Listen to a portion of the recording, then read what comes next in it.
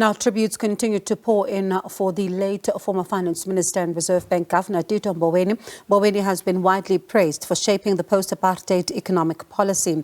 He passed away at the weekend, aged 65, following an illness.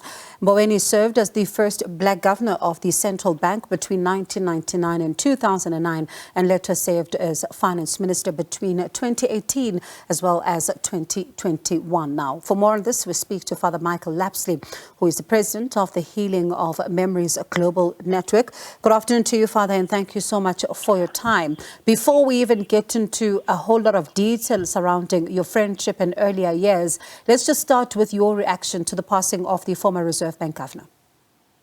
Thank you, Bonkiwe, and good afternoon to all the viewers.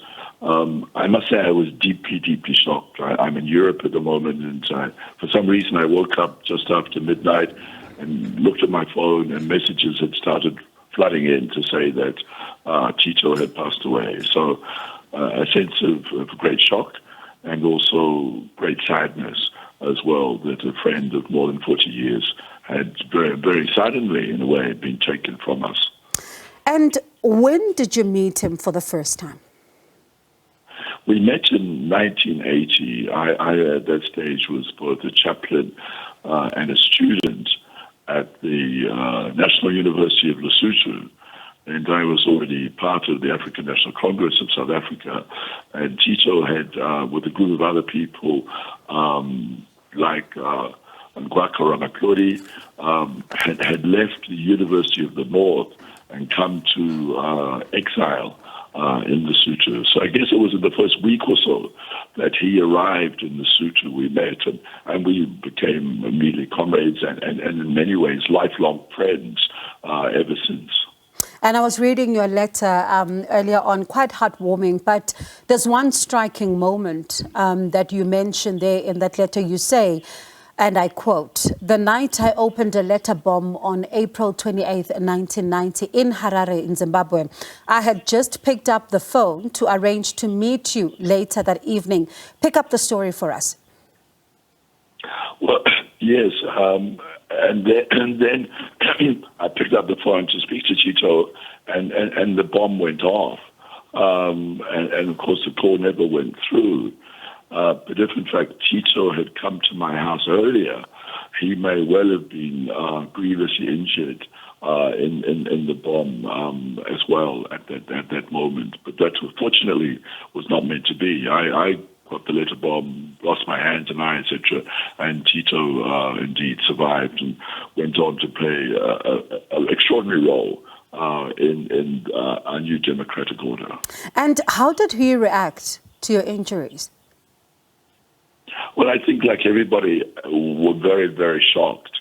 I'd been on the South African government hit list for several years at that point, but it was after the release of Nelson Mandela, and we believed that the fighting was coming to an end, and indeed we were going to go home, we were going to negotiate and build a different kind of country. Because we know now in retrospect that what happened to me was a straw in the wind, in the sense that the negotiating period was a very violent and bloody period where the regime took its policy of destabilization from the frontline states back to South Africa. So I think it was the timing as well, which, as well as the actual event, that shocked friends and comrades, and in fact people across Southern Africa. I keep meeting people from different parts of the world who heard about it on TV and radio and talk about what the impact that it had on them as well. And but perhaps especially because, I'm a priest, a pastor, and the bomb had been put inside 2 religious magazines.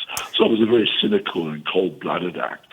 But again, Tito and other comrades, they were beside me for the months it took. And that kind of support enabled me to travel my own journey from being a freedom fighter to becoming a healer and starting the Institute for Healing of Memories. And Tito continued throughout the years, both as a minister, and also as Reserve Bank Governor, to support the work of Healing of Memories. So he believed in the healing of the nation as much as he was involved in the construction of a new nation.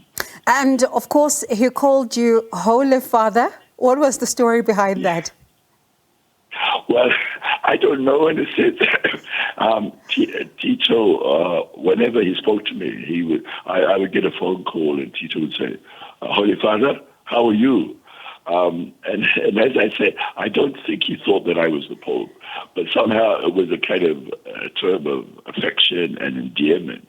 But it spoke to, in a way, a closeness of relation. We were comrades, we were friends, but also recognized that I was a priest and played a pastoral role to him and other comrades as well.